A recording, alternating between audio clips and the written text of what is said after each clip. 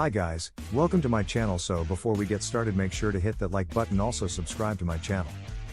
Top 8 minerals and vitamins to manage diabetes. So make sure to watch the full video. Maintaining your blood sugar levels within the recommended range is made easier with the aid of vitamins and minerals. Avoiding complications from diabetes on one's health. Nephropathy and neuropathy caused by diabetes, for example. Avoid or lessen insulin resistance.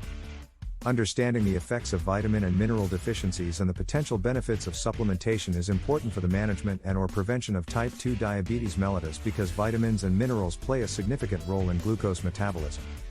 This review looks at the latest data on the connections between specific nutrients like the vitamin B complex, antioxidants like vitamins A, C, and E, carotenoids, calcium, vitamin D, vitamin K, magnesium, sodium, and potassium, and glucose metabolism.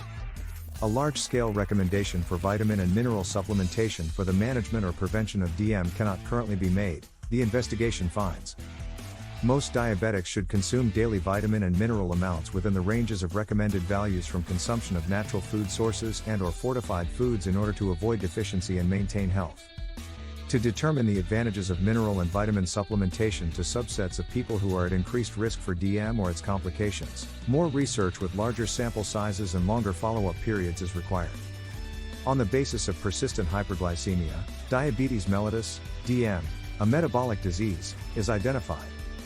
A number of serious health issues, such as cardiovascular disease, renal failure, blindness, amputations, and fractures, are elevated risks for people with diabetes over the long term. Even though genetic susceptibility is acknowledged to play a part in type 2 diabetes, prevalence rates are rising globally 1,2. The current epidemic has been primarily blamed on environmental changes. Obesity is the main risk factor for type 2 diabetes in the modern world, which is characterized by excessive calorie intake combined with decreased physical inactivity and a diet high in naturally occurring foods. Certain vitamins and minerals may be helpful for your condition, depending on the type of treatment regimen you use to manage your diabetes. Consult your healthcare team and doctor before introducing any vitamins or dietary supplements to your routine diet to make sure they are safe to take with any prescription drugs you are currently taking. 1. Disease and antioxidants. It has long been known that glycemic control, oxidative stress, and vascular complications are related in the pathogenesis of type 2 diabetes. Endothelial dysfunction and insulin resistance are both made worse by hyperglycemia through a variety of distinct mechanisms, including an increase in oxidative stress. 48. By encouraging the activation of numerous stress-sensitive pathways, including NFP and others, oxidative stress may also be a precursor to the development of diabetic complications. Cellular dysfunction and damage result from these stress-sensitive pathways activation. 49,51 The prevention or treatment of type 2 DM has been suggested in light of these observations, and antioxidants may play a part. 52,53 Carotenoids, vitamins A, C, and E, as well as some minerals like zinc, magnesium, and selenium, are among the vitamins that have been found to have antioxidant effects. 2. Omega-3 fatty acids. Fish, several vegetable oils, canola and soybean, walnuts, and wheat germ are a few examples of foods that contain them. Omega-3 supplements are offered as oils or pills. According to a review that appeared in the journal PLOS One in October 2015, omega-3 fatty acids reduce triglycerides without affecting total cholesterol or blood glucose management.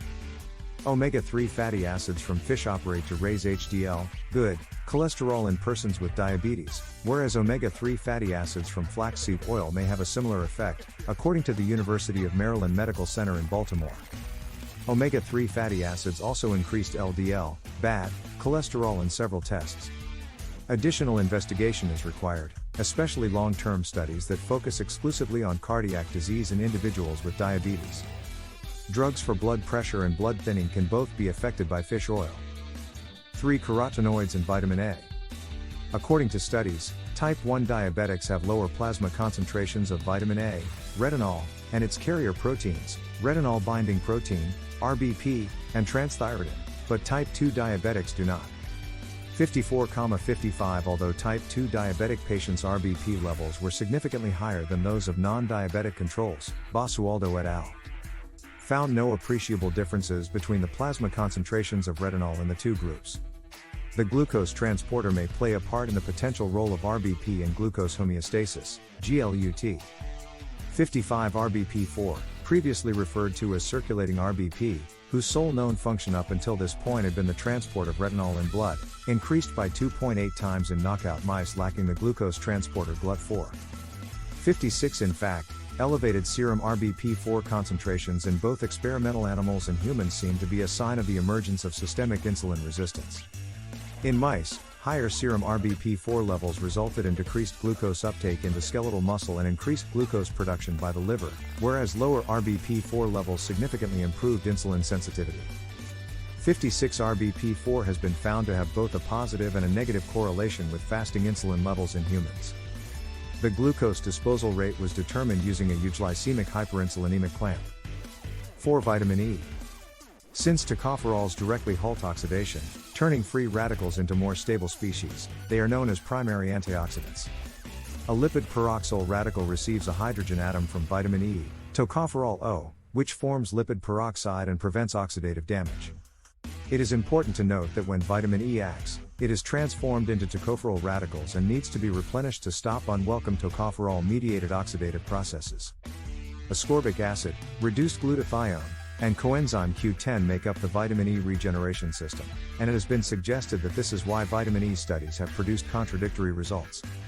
60 According to Nguoz et al. 60, studies that include antioxidants may yield more reliable findings that could point to the beneficial effects of vitamin E. 5. Vitamin C, ascorbic acid. Due to the fact that it interacts with oxygen before oxidation begins, this micronutrient may serve as a preventive antioxidant. In addition, it can restore vitamin E that has become oxidized, and this synergistic effect may be crucial for restoring normal antioxidant levels. 69 Vitamin C has many health benefits, but it can also glycated proteins and act as a pro-oxidant in certain in vitro circumstances. 70,71. 72 Consequently, it's unclear how it will be used to treat DM.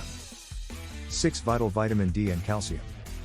The homeostasis of vitamin D and calcium may be linked to a number of non-skeletal outcomes, such as obesity, hypertension, and diabetes mellitus, DM.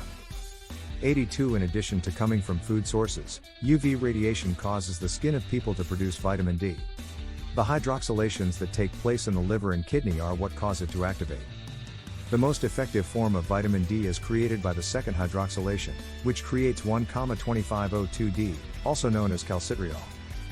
The conceivable mechanisms underlying the link between vitamin D and abnormal glucose metabolism have been the subject of numerous studies. 83,85 According to a recent review, vitamin D deficiency may increase the risk of type 2 diabetes, altered insulin secretion, glucose intolerance, and calcium metabolism, either directly through activation of the vitamin D receptor, VDR, or indirectly through calcium metabolism. 7 Vitamin K. There is a rapid expansion in our understanding of the role that dietary vitamin K plays in the prevention of various diseases. Despite being well known for its function in blood clotting, vitamin K may also play a significant part in maintaining a healthy level of glucose in the body. When healthy young people were given an oral glucose load, Sakamoto et al. 98,99 looked at them and found that those who had low vitamin K intake tended to have higher plasma glucose levels than those who had higher vitamin K intake. 98 Likewise, acute insulin response was improved in people with low baseline vitamin K status by a short-term supplementation of 90 mg/day of menaquinone 4. 99. 8 Petroleum and sodium.